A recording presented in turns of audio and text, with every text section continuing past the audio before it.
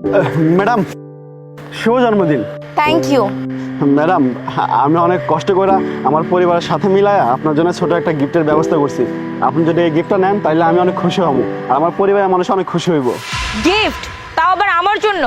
তুই আমাকে জন্মদিনে উইশ করেছিস এটাই অনেক, এখন আবার তোর থেকে আমাকে গিফটও নিতে হবে? এই, তোর অকাত আছে আমাকে গিফট দেওয়ার মতো? তোর তো কোনো অ্যাবিলিটিই নাই। কি না কি একটা ফকিনির মতো একটা লোকাল মার্কেট থেকে কিনে এনেছিস। আমি তোর এসব গিফট নিতে পারবো না, তোর গিফট তোর কাছেই রাখ। না না ম্যাডাম, আপনি গিফটটা দয়া করে নেন, যদি নেন তাহলে অনেক খুশি হব। লন না। কি না কি আছে ভিতরে, দে। ম্যাডাম, আপনার জন্মদিনে আপনার জন্য অনেক অনেক শুভকামনা। আপনার আগামী দিনগুলো ভালো কাটুক, আপনি সুস্থ থাকেন। তোর এত বড় সাহস! একে তো তুই আমাকে আমার জন্মদিনে উইশ করেছিস, আমি তোকে থ্যাংক ইউ বলেছি, তার উপর কোন লোকাল মার্কেট থেকে তুই আমাকে গিফট এনে দিয়েছিস, তাও মেনে নিয়েছি। এখন আবার তুই আমার সাথে হাত মিলাতে চাচ্ছিস? শোন, সব সময় নিজের লিমিটেশনের মধ্যে থাকবি। আজকের পর থেকে যদি আর কখনো তুই আমার দিকে চোখ তুলেও তাকিয়েছিস না, তোকে তো আমি এই জব থেকে বের করবই, তার সাথে চরমের মতো শিক্ষা দিব।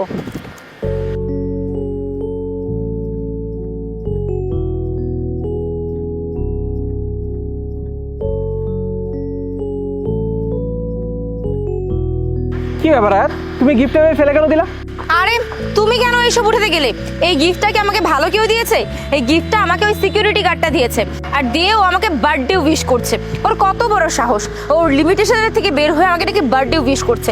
ঠিক আছে, তাও আমি মেনে নিলাম, কিন্তু তাতেও সে থেমে যায়নি, সে আমার সাথে হ্যান্ডশেক করতে যাচ্ছে। তুমি বুঝতে পেরেছো এই হারামির বাচ্চার কত বড় সাহস?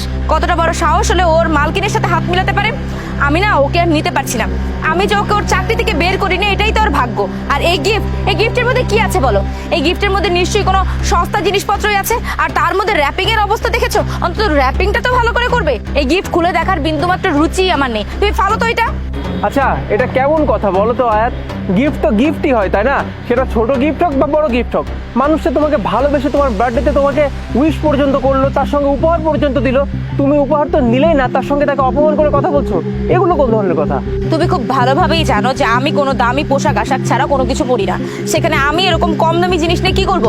আমি তো এটা পড়তে পারবো না। ওর মন রক্ষার জন্য আমি নিয়েছি, এটাই বেশি। এখন এটা ফেলে দাও। আচ্ছা, তুমি এভাবে কেন কথা বলছো বলো তো? এই গিফটের কথা বাদ দাও, ওর স্যালারি কত জানো? মাত্র 12,000 টাকা।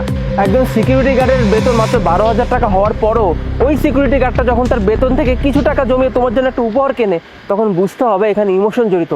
একজন মানুষের ইমোশন নিয়ে তুমি এভাবে খেলতে পারো না আয়াত। মানুষটা তোমাকে অনেক সম্মান করে, অনেক রেসপেক্ট দিয়ে কথা বলে, আর তুমি তার সম্মান, তার রেসপেক্টকে এভাবে ধুলে মিশিয়ে দিতে যাচ্ছ, এইভাবে অপমান করছো, এগুলো ঠিক না। যেখানে আমি কম দামি কোনো কিছু পরিই না, সেখানে এই গিফট নিয়ে আমি কি করবো? এই গিফটের জিনিসটাকে আমি ইউজ করতে পারবো?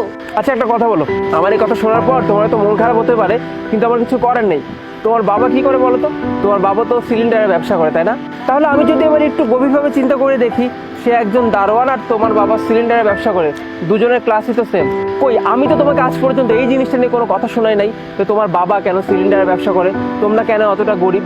তোমরা গরিব বললে কি আমি কখনো তোমাকে কোনো কথা শুনিয়েছি বলো? কখনো শোনাইনি। বরং আমি আমার সাধ্য মতো তোমাকে ভালোবেসে গিয়েছি, তোমার যখন যা দরকার হতো সব কিছু দিয়েছি। কখনো তোমাকে আমি বলি নাই যে তুমি কেন গরিব, বা গরিব ঘরের কোনো মেয়েকে আমি বিয়ে করতে পারবো না, বা তোমার সঙ্গে আমার আচরণও কিন্তু তেমন ছিল না। আমি প্রত্যেকটা মানুষকে, সে হোক ধনী কিংবা গরিব, প্রত্যেকটা শ্রেণীর মানুষকে সম্মান দিয়ে কথা বলি। তাহলে আমি যদি তোমার বাবার পেশা নিয়ে তোমাকে কোনো কথা না শোনাই, ওই মানুষটা একটা সামান্য দারোয়ান, সে তোমাকে একটা গিফট দিয়েছে বলে তুমি তাকে এভাবে কথা শোনাতে পারো না, এগুলো অন্যায়। স্যার, আপনি দয়া করে আমার লাগে ম্যাডামের কোনো কথা শোনেন না। ম্যাডামে যেটা ভালো মনে করছে সেটাই করছে। আপনি দয়া করে ম্যাডামের কোনো কথা করেন না, ম্যাডামরে মাফ করে দেন। এখন আর এসব বলে কি লাভ বলো? ও তো তোমাকে অপমান করেছে, তার সঙ্গে তোমাকে হাত পর্যন্ত তুলেছে, এভাবে তো ক্ষমা করা উচিত হবে না। তাই তুমি এই মুহূর্তে ওর কাছে ক্ষমা চাইবে, যাও। আমি আপনার কাছে ক্ষমা চাচ্ছি ভাইয়া। আপনি অনেক ভালোবেসে আপনার স্যালারি থেকে টাকা বাঁচিয়ে আমাকে একটা গিফট এনে দিয়েছেন। হ্যাঁ, এটার র্যাপিংটা হয়তো পারফেক্ট ছিল না, কিন্তু আপনার উদ্দেশ্যটা ভালো ছিল, আর আমার আপনার উদ্দেশ্যকে সম্মান করা উচিত ছিল। I am really sorry. আমার দ্বারা কখনোই আর এরকম ভুল হবে না। দাও গিফট, আমাকে দাও। না না ম্যাডাম, আপনি এইভাবে বলবেন না। আপনার ক্ষমা চাইতে হবে না, আমি কিছু মনে করি নাই। আপনি যে আমার গিফটটা নিছেন, আমি সত্যি অনেক খুশি হয়েছি। আচ্ছা ঠিক আছে, তুমি কাজে যাও। আচ্ছা স্যার।